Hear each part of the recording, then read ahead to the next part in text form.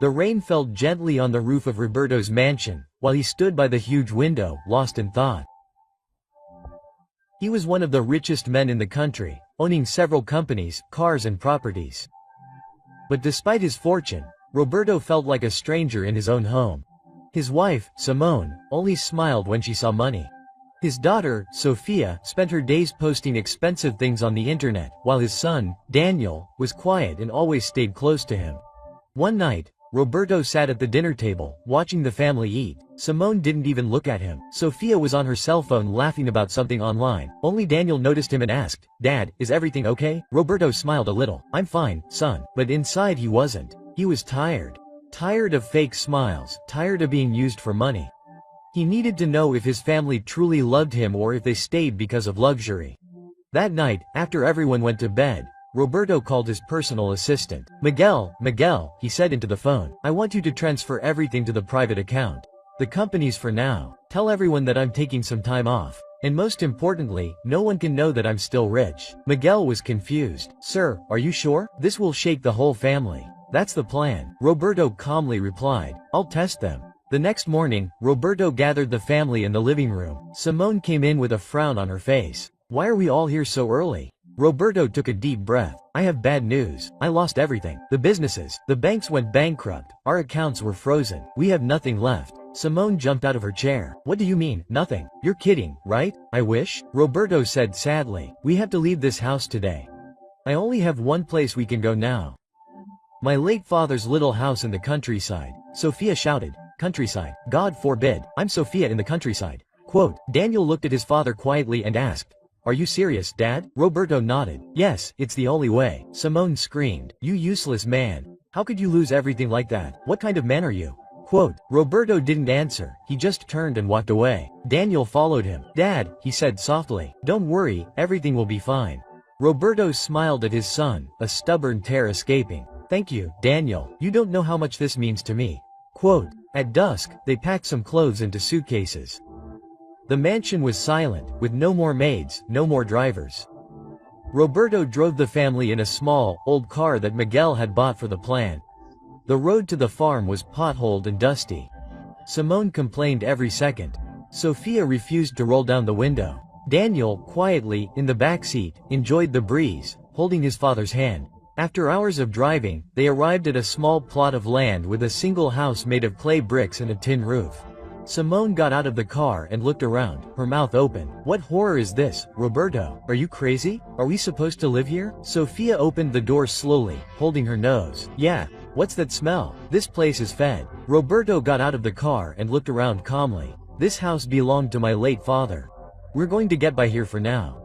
"Get by?" Simone shouted. "Me, Simone, getting by in this crap?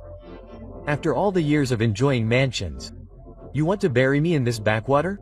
You've got to be joking." Sophia shook her head. "I can't survive here, Dad. There's no Wi-Fi, no air conditioning, not even a mirror in the bathroom. How do people live like this?" Only Daniel kept quiet, went downstairs and helped his father carry the bags inside. The front door creaked as it opened. The living room had only 2 plastic chairs and an old wooden table. Cobwebs decorated the corners and the air smelled of dust and sweat. Simone refused to go in. "Roberto, you better take me back to the city now. I'm not going into this dump." "We have no choice," Roberto said. "That's all we have for now." Sophia huffed loudly. "I should have stayed with my boyfriend." Daniel turned and faced her. "So we're really in this together. Shouldn't we try to support our father instead of complaining?" Simone glared at him. "Will you shut up? You have to talk all the time. Do you think we're all here to suffer with your father?" Daniel shook his head in disbelief and continued helping his father tidy up inside the house. Roberto smiled slightly and patted Daniel on the back. Later that night, Roberto tried to boil water outside using firewood. He had forgotten how to light a fire. His hands were shaking, and the smoke stung his eyes. Daniel came to his side and helped him arrange the twigs neatly, blowing on the fire. "I used to see the country boys do that on vacation," Daniel said quietly. "I remember." Roberto nodded. "Thank you, son. You're the only one making this easier for me." Meanwhile, Simone was sitting on a rock, looking at her broken nails. "This is a nightmare. No cream, no TV, no fan. God punishes poverty. Sophia was busy trying to find a signal on her cell phone. She raised it high and walked around the yard. There is no Instagram here, no Snap, no TikTok. We are still in this country. That night, they all slept in a single room. A thin mattress was spread out on the floor. There was no light, just a low flame lamp. The mosquitoes sang loudly in the dark. Simone kept hitting her arms, cursing under her breath. Sophia tossed and turned in bed, unable to sleep. Roberto, lying on the mattress, stared at the ceiling. Daniel, next to him, lightly touched his shoulder. "Dad," he whispered, "don't worry. I know it's hard, but we'll make it." Those words touched Roberto deeply. He turned a little and looked at Daniel in the darkness. "Thank you. You don't know how much you're helping me stay sane." For the first time in years, Roberto felt a real connection, not with his wife or daughter, but with his son. The next morning, the rooster crowed loudly, waking everyone up. Simone screamed, "What the hell is that animal? Why are you yelling in my ear?" Quote, Roberto got up and stretched. "Tomorrow is the day to start our new life." Sophia came out looking like hell. Her wig was askew and she had long-legged bites all over her arms. "I can't stand this. I have to go back to town. I feel sick." Roberto ignored her and picked up a hoe. "We have to start planting if we want to eat. We have to work." Simone burst out laughing. "I heard right, plant. Do you want me, Simone? Go to the fields? God forbid." Sophia crossed her arms. "Me to pick up a hoe? Never, I'd rather die." But Daniel picked up his father's hoe. "Come on, Dad, I'll go with you." Roberto smiled proudly, tears hidden in his eyes. "Come on, son." As they walked to the farm, Roberto felt something deep in his heart, but at least one person was still with him. Meanwhile, Simone stayed behind, thinking about how to escape this hardship. She noticed a group of farm women gossiping under a mango tree. Among them was a man dressed in fine clothes, with a gold chain and a big belly. He looked rich. It was Colonel Mendez, the big boss of the place. Simone's eyes lit up immediately. That was the beginning of her own journey of betrayal. Life in the farm was nothing like what Simone and Sophia were used to. By the third day, everything seemed like a curse. The heat was unbearable. There was no refrigerator, no running water, and worst of all, no maid to do the chores. Simone sat under the mango tree, using a straw fan, her eyes full of frustration.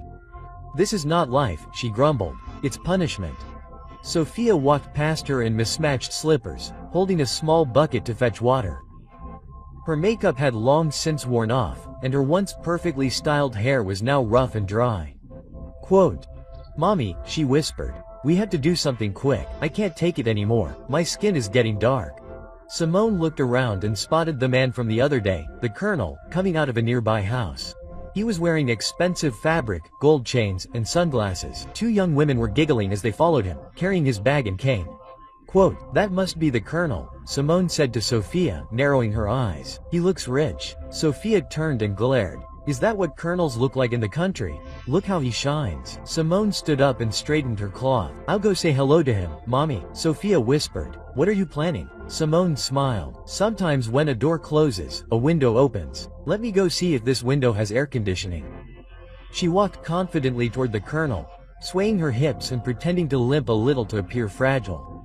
"Good morning, sir," she greeted, bowing slightly. Colonel Mendez looked at her and smiled broadly. Well, who do we have here? Aren't you from around here?" "I'm not," Simone said. "We just moved. My husband brought me and our children here after he lost everything in the city." "Has it been so hard?" Colonel Mendez laughed. "A fine woman like you shouldn't have to suffer. Why don't you sit with me for a while?" Simone sat beside him under his covered porch. "Thank you, Colonel. You're very kind." He motioned for one of the girls to bring her a drink. Soon, Simone was laughing and sipping a cold malt, while her husband, Roberto, and Daniel sweated under the hot sun in the fields, digging the hard earth with their bare hands. Out in the fields, Roberto looked up at the sun and wiped the sweat from his forehead. "This earth is hard, but we have to keep going." Daniel nodded. "We'll plant cassava here and corn on the other side." "Smart boy," Roberto said proudly. "You learn quickly." They worked for hours before heading home. When they got to the yard, Simone was already there smiling and whistling. "What a strange scene. Where are you from?" Roberto asked in surprise. "Just walking around," Simone said quickly. I met some women from the countryside. They showed me where to get water and wash clothes. Roberto raised an eyebrow. Did you wash clothes? Simone laughed, embarrassed. Well, I tried. Daniel looked at her fingers. There was no sign of soap or water. Her cloth smelled of perfume, not wood smoke, but he didn't say anything. Nothing. Later that night, Sophia slipped out of the house and went to the only bar in the village. A group of men, young and old, sat outside drinking cachaca and listening to music. She sat in a corner, crossed her legs and started playing with her cell phone, even though there was no signal. A married man named Mr. Bajos took notes. He was in his early 40s, overweight and owned a small shop in the market. He came closer and said, "You're too pretty to sit alone." Sophia smiled. "I'm not from around here, can you tell?" He replied. "What's a city girl like you doing here?" "My idiot father brought us here to suffer," she said. "He said he lost all his money." Mr. Bajos smiled. "I can make you comfortable if you want.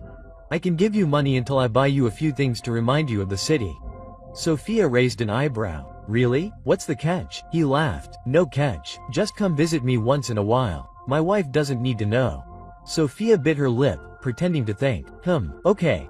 But you have to keep your word." "Sure," he said, already putting his hand on her shoulder. And so Sophia began her secret life. Back at the house, Roberto sat outside with Daniel under the moonlight. "Dad," Daniel said, "do you think we'll ever go back to the city?" Roberto looked up at the stars. "Maybe, but not until I find out who really deserves it." Daniel didn't get it. "What do you mean?" Roberto sighed deeply. "You'll get it soon." Every morning on the farm felt like a punishment to Simone. There were no hot showers, no scented body cream, no coffee in bed. Instead, she had to wake up early, sweep the yard, fetch water, and eat dried manioc flour with spicy broth without meat. Simone grumbled loudly one morning as she tied the cloth loosely around her chest. "What a useless life is this. I'm tired, Roberto. I didn't sign a contract for this farm nonsense." Roberto, sitting outside, looked at her calmly. "We have no choice, Simone. We're lucky to have this roof over our heads." Simone huffed and stomped into the house. Unbeknownst to Roberto, Simone had begun to disappear every afternoon. She tied up her best cloth, applied the perfume she had kept secret, and walked toward the only small hotel in the village, the Estrella guest house. Inside, Colonel Mendez sat like a king. He had already bribed the hotel receptionist, a young woman named Clara, with 500 holes a week to keep his secret visits with Simone hidden from his 4 wives. "Clara," he whispered, slipping her the money. Quote, "If my women come asking, you haven't seen me, do you understand?" Clara smiled nervously and nodded. "Yes, Colonel, I won't tell." On a sunny afternoon, Simone walked into the hotel smiling, her hips swaying as she walked. Colonel Mendez was already waiting in a private room, wearing only a white tank top and shorts. His gold chain dangled from his chest and he munched on a barbecue. Quote, "My queen," he called with a smile. "You look even more beautiful today." Simone laughed sweetly and sat down next to him on the bed. "Do you know how to make a woman feel special?" Colonel Mendez put a piece of meat in her mouth. Quote, "It's because you deserve it. Let me tell you something today, Simone." "Am I listening?" she said, biting gently into the meat. "I'm going to send all 4 of my wives away." Simone opened her mouth in shock. "All of them?" "Yes, I don't want them anymore. You're the only woman who really satisfies me. I want to marry you and build a bigger house for you here in the countryside." Simone blinked quickly. "Are you serious?" Colonel Mendez nodded very seriously. "By the way, do you know that the mayor here is very old? He's always getting sick. He's going to die soon. And guess what?" Simone asked, her eyes wide. "I'm going to have even more power. I've already been warned by the most influential people. I've given them gifts. Big goats and bags of rice are already on my side." Simone gasped. "Then I'm going to become the first lady here." Colonel Mendez smiled. "Of course, first lady." They both laughed out loud. He then whispered closer to her ear. "Do you know how much gold is sold around here, my dear? I have mining, I have land, I have stores and I have political connections. I'm not just rich, I'm powerful." Simone looked at him like a schoolgirl looking at candy. "Colonel, you are too much." Colonel Mendez touched her cheek. "Leave your husband. That poor man is finished. Come live your best life.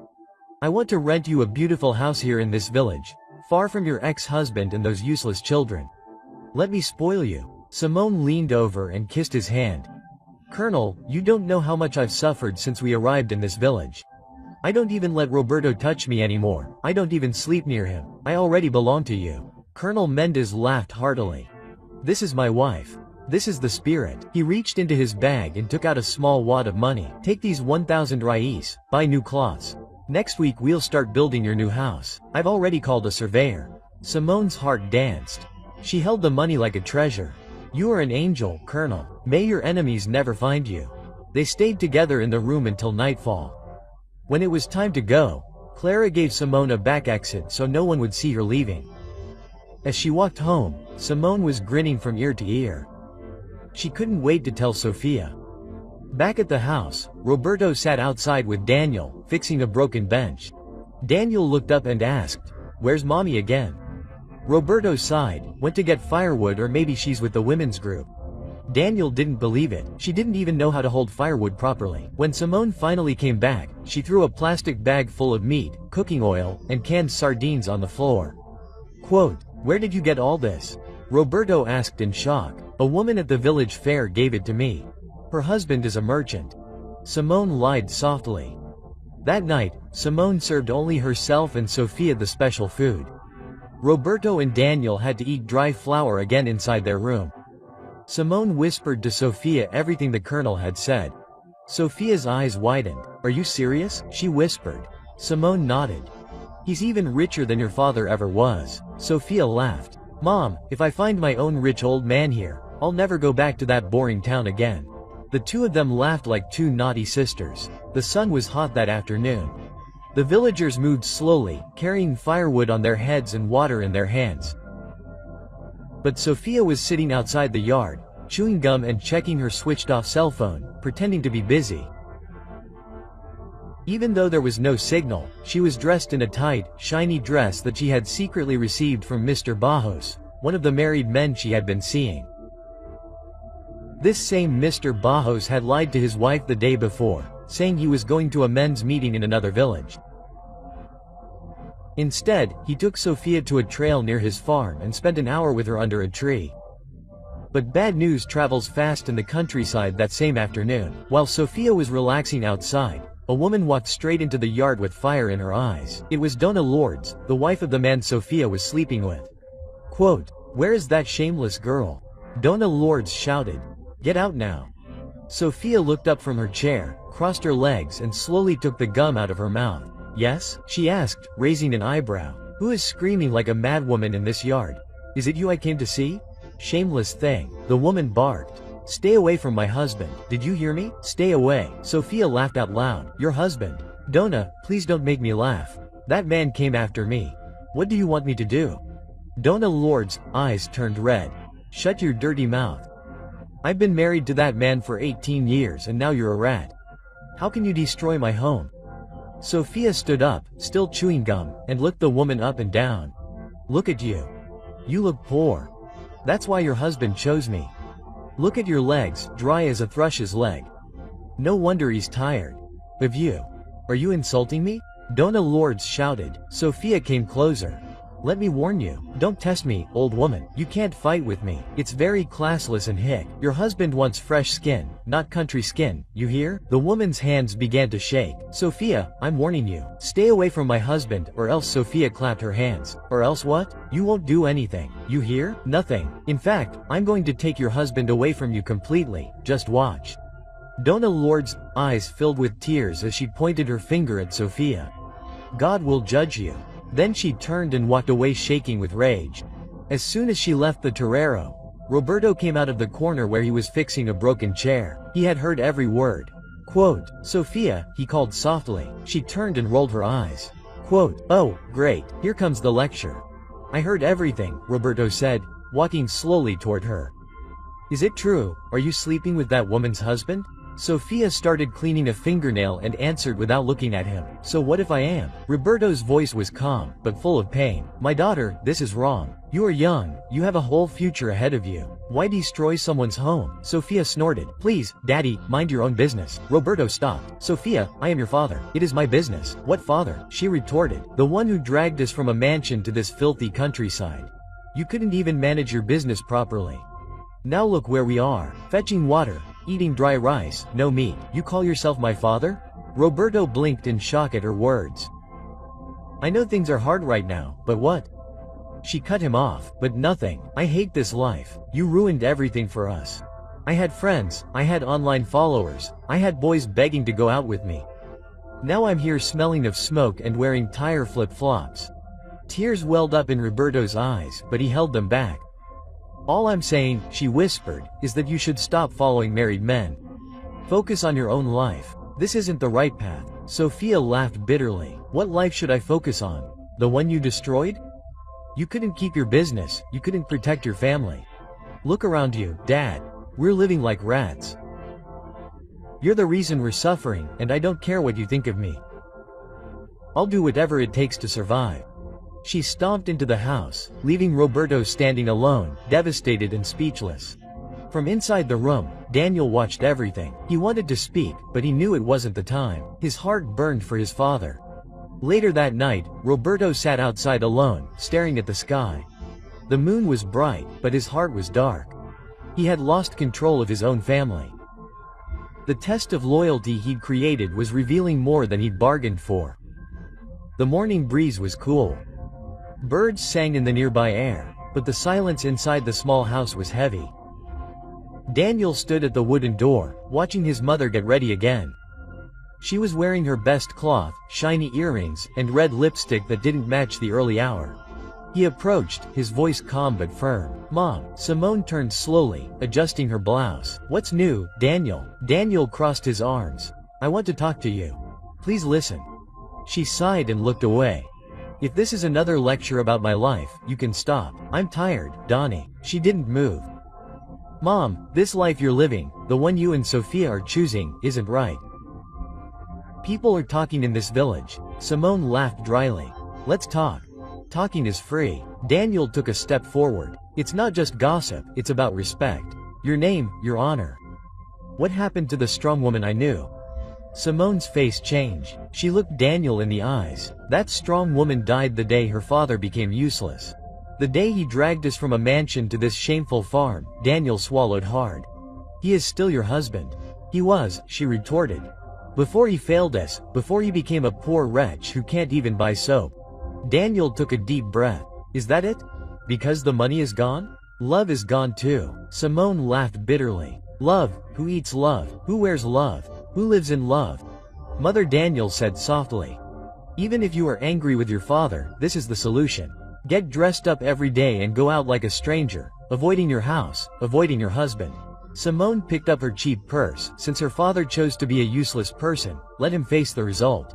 I don't pity him. Daniel frowned.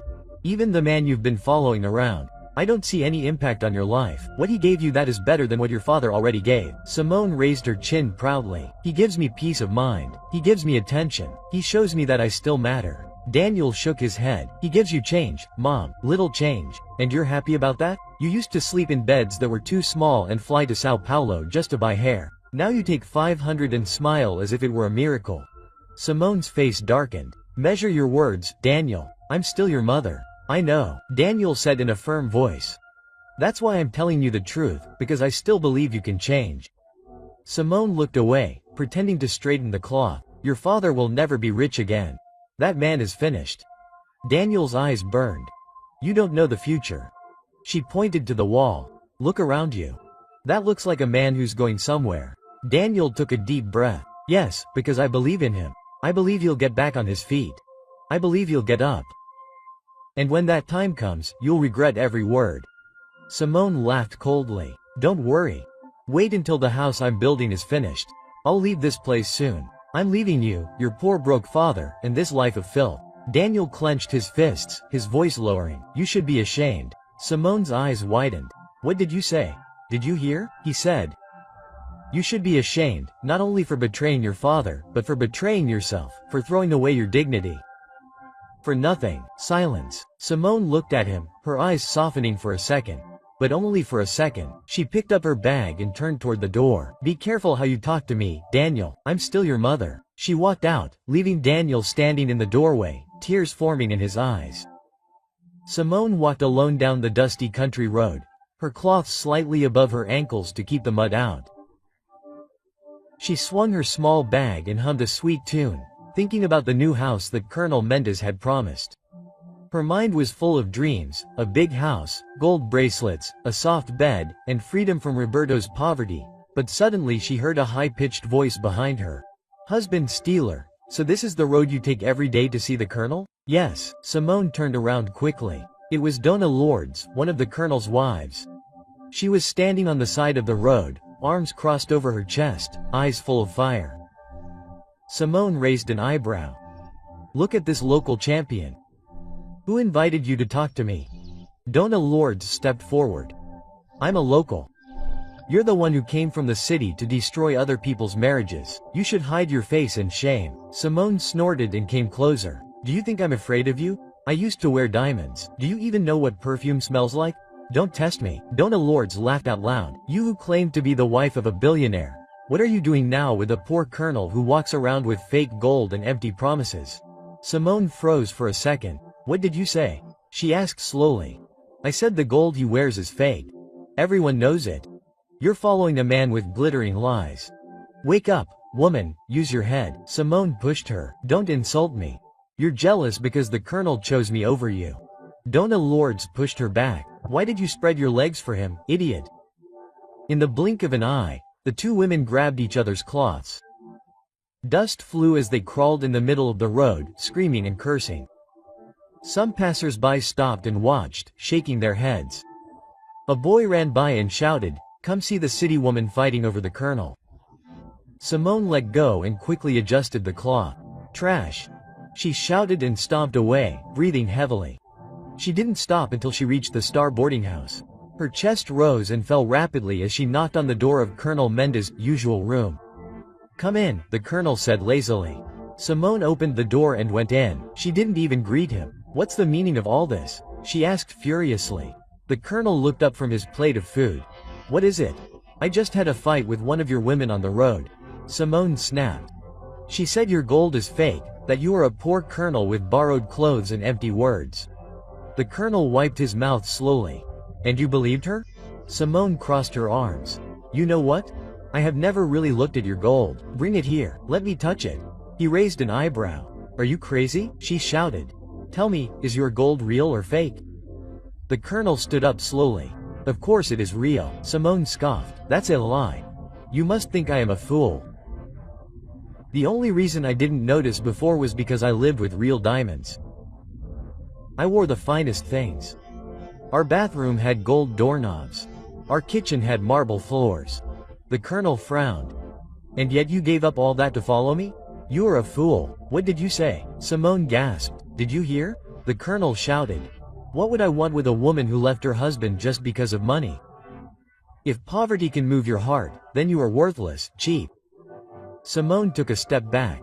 "So that's how you see me?" "Yes," he shouted. "Do you think you're special? You're just like the others. At least my women stayed with me when I had nothing. But you ran from one poor man to another." Simone shook her head slowly, her eyes full of tears and anger. "God will judge you. Get out of my room." The Colonel barked, "and don't come back here again." Simone turned and stomped away, her face red with shame. As she walked home, some locals who were passing by saw her and whispered loudly. Quote, "Look at the city woman," one said. "She has to sleep with other people's husbands," another added. "She thought she was special." Someone laughed. "Now look at her walking alone like a lost goat." Simone quickened her steps, pretending not to hear them, but their words followed her like shadows. Her dream life had scattered like dry leaves in the wind. She reached her yard, sat on a rock outside and covered her face with her hands. Everything seemed heavy. The laughter of the villagers, the insult from the Colonel, the shame of fighting in public, everything echoed in her ears. She put her hand on her chest and sighed deeply. What kind of life is this? At that moment, footsteps slowly approached behind her. She didn't need to turn around. She already knew who it was. Quote, "Simone," Roberto said softly. She didn't answer, just looked at the ground. He approached and stopped in front of her. His voice was cold, low and full of pain. "I'm ashamed of you." Simone looked up slowly. Quote, "What did you say?" "I said I'm ashamed," Roberto repeated. "The whole village is talking. My name is everywhere because of you. They say you fought with someone's wife on the road because of a man." Simone stood up. "El Amente, so you came here to insult me too?" Roberto's voice rose. "What kind of woman have you become? Is this how far you've fallen from billionaire's wife to roadside brawler? Simone laughed bitterly. And who made me fall? You failed us. You dragged us from the top to the bottom. Now open your dirty mouth and talk to me. Roberto shook his head. You call yourself a woman? You threw away your shame for payback. You ran after a man with fake gold and you're still here screaming. Simone put her hands on her hips. If you're done talking, go inside. This village belongs to me now. You're nobody here. Roberto looked her in the eye. It was you who lost, not me. He turned and walked away. The next morning, Simone was sitting outside when Roberto came out. She ignored him. I got a job, he said calmly. Simone looked at him. So what about the city? He continued. As a security guard, it's small, but it's a start. I told Daniel, we're leaving tomorrow. Simone burst out laughing. Security guard?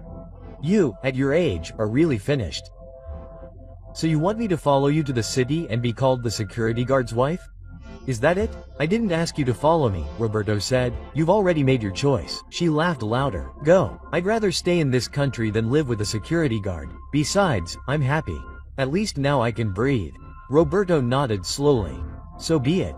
The next day, Daniel packed his small suitcase and followed his father to the village bus station. He didn't even look back. Simone and Sophia sat outside the house, laughing loudly. Finally, Sophia said, the house is peaceful. Simone smiled. No one to disturb us with prayers and sermons. Now I can live my life freely. Sophia laughed. No more Daniel asking where I'm going or when I'll be back. Simone lifted the cloth a little higher and stretched her legs. Good riddance to the trash. They'll suffer in the city. This country is better than being around poverty and false sanctity. They both laughed. The morning sun was already high when Roberto and Daniel arrived in the city. The streets were bustling with cars and people, a stark contrast to the quiet village they had left behind. Daniel looked around, taking in the sights and sounds of the city, wondering where they were going. After walking through several streets, they stopped in front of a large mansion, surrounded by a high wall and an electronic gate. The house was beautiful, with large windows and a lush garden visible beyond the gate. Daniel turned to his father, confused. Quote, Dad, what are we doing here? Is this where you work now? Roberto smiled slightly, a mysterious glint in his eyes. No, Daniel, this is not where I work. He reached into his pocket, pulled out a remote control, and pressed a button. The gate slowly opened. Quote, let's go, he said, leading Daniel inside. As they walked up the driveway, Daniel's eyes widened. The mansion was even more impressive up close, with a fountain in the front yard and expensive cars parked in the garage. Quote, Dad, I don't understand what this house is for. Daniel asked, his voice full of curiosity and amazement. Roberto took a deep breath and turned to face his son. This, Daniel, is our house, our new home. Daniel's jaw dropped. Wow, but how? I thought we were poor. Roberto chuckled softly. We were never really poor, Daniel. I sold our old house because I needed to teach everyone a lesson, especially your mother and sister. I didn't like how we were all spending money without thinking. We were losing our values, our respect for money. Daniel was silent for a moment, trying to process everything. So, all this time on the farm, was it a test? Roberto's serious expression stopped. A test to see who truly valued family and who was there only for the comfort and money. Daniel looked down, thinking of his mother and sister, how quickly they adapted to their new lives without him or his father. And Mom and Sophia. Roberto's face hardened slightly. They had made their choices. Daniel offered them the chance to go back, but they refused. They chose a different path. Daniel felt a mix of emotions. Anger, relief, sadness. I don't think they ever understood what was important. No, they didn't. Roberto agreed. But you understood, Daniel. You stood by me even when things were hard. That's why I'm showing you this now. This house, this life, is for us now, for those who value what really matters. Daniel walked around the living room, touching the soft leather sofas and looking at the artwork on the walls. It was all so luxurious, so far from his humble beginnings on the farm. Dad, Daniel finally said, turning to Roberto with a serious look. I'm not happy about the mistake, but I understand why you did it. I just wish things had been different with Mom and Sophia. Roberto nodded, placing a hand on Daniel's shoulder. I wish I could too, but we can't change people just by how we react to them. Now let's focus on building a new life here, one that's true to our values. Daniel nodded, feeling a mixture of loss and hope. Let's make this a house we can be proud of. Roberto smiled, relief evident in his eyes. This is my boy. Let's start over, and this time we'll do it right. As they walked through the new house, planning and talking about the future, the weight of the past began to lift. They were together, they had each other, and that was enough to start over. Meanwhile, back at the farm, Simone and Sophia were sitting outside the little house. Suddenly, a tall, thin man approached them. His name was Zeka, a man from the village, known for gossip and market talk. He stopped a few feet away, breathing quickly, holding a rolled-up newspaper in his hand. "Good afternoon, Dona Simone, Sister Sophia," he greeted politely. Simone looked him up and down. Quote, Zeka, what's up? Did you come to borrow some pepper or what? No, ma'am, Zeka said enthusiastically. I just got back from the city yesterday and guess what I saw with my own eyes? Sophia yawned. If it's not about money or fashion, please don't disturb our peace. The man smiled. It's about your husband, Mr. Roberto. Simone stopped. Sophia rolled her eyes. Your husband is rich again, Zeka announced. He's living in a huge mansion, a house even more fancy than the one you lost. I swear on my life. Simone looked at him and burst out laughing. You're so funny, Zeka. Sophia joined her. Are you okay or is the city sun still messing with your head? I'm serious, Zeka insisted. The house has marble floors, a fountain, fancy cars. People say it's his. I even saw Daniel with him. They both looked fine, clean and rich. Simone slapped her thigh and laughed louder. Let me guess. You think he bought it, right, my friend? That house belongs to his boss. That man has security. Did you hear security? Sophia nodded. My rich dad, with that old face and torn clothes again, must be washing the car or mowing the lawn for the real owner of the house. Zeka frowned, but I saw him open the gate with a remote control. He even told someone that the house was his. Simone snorted. Remote control? That's proof. Maybe they just told him to clean the place. Don't let that silly man confuse you, Sophia. Sophia crossed her legs. That's how poor people act rich. Let him keep pretending. We know him very well. Zeka scratched his head. But what if he really is rich again? Simone stood up, put her hand on her waist and said proudly, let me tell you, Zeka, that man will never make it again. Never. His suffering is permanent. He's a finished man. Don't waste your energy defending a loser. Sophia stood beside her. By the way, since you like him so much, go and tell him that we told you he's still a disgrace. Tell him his wife and daughter sent word. They both laughed again. Zeka shook his head sadly. I just thought you should know.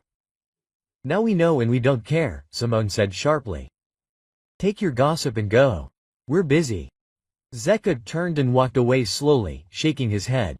She'd seen pride before, but this was different. As soon as he left, Simone sat down again, smiling proudly. Quote, Sophia, she said, I didn't want to say anything in front of him, but let me tell you the good news. Sophia turned to her anxious mother. What is it? Simone whispered. The colonel asked me to be his wife. Now I'm dating the colonel. Sophia cried. Mommy, are you going to be the first lady here? Simone nodded proudly. Yes, as soon as he takes me in, I'm going to move into his big house. I will wear necklaces, silk and have maids follow me.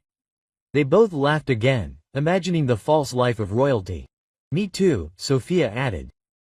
That married man I'm seeing now said he wants to divorce his wife and marry me. Simone clapped her hands. Quote, see? Good things are coming to us. Sophia smiled and looked up at the sky. Soon we'll be on top again. No more people asking where we came from. No more stress. No more lectures from Daniel or embarrassment from that poor wretch you call your husband.